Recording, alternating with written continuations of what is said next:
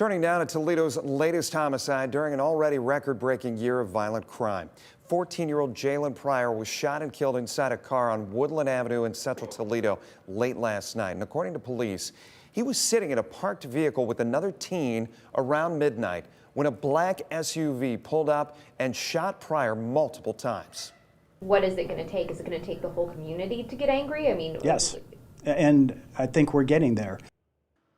So there's anger, there's frustration about the violence on Toledo streets, and Toledo's police chief saying that anger and frustration is what it's going to take to turn things around. Emma Henderson is here with an interview you'll only see on WTOL 11. Emma, who does the chief say can help fix this problem? Melissa, the community, because it's not just anger. It's anger directed at the fact that family, friends, and loved ones are dying. Because one of the biggest barriers Kral says police are facing to reduce the violence is people willing to turn in others who are doing the killing.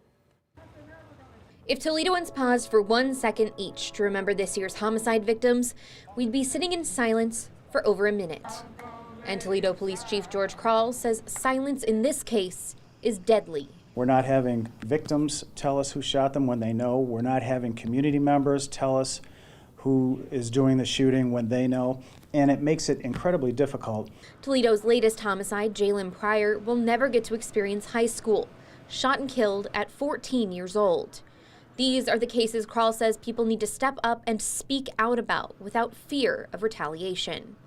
When we get a 911 phone call and the person says, "I wish to remain anonymous," right on the CAD screen it says anonymous. So even if the officers wanted to tell a person who called, we can't. All victims stick with the chief, but he says it's the young ones he would like to see have a chance to turn their lives around.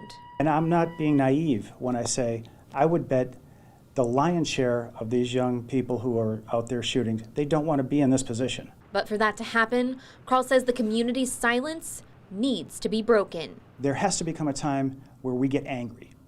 And I don't care. My cousin just got shot. God forbid, my husband, wife, sister, brother just got shot. I'm going to take that chance because that person is a danger to the community. In an effort to be transparent, we reached out to the mayor for comment first. He declined and passed us along to the police chief. Emma, the chief talks so much about young people in these situations, but what about the parents? Did he have anything to say to them?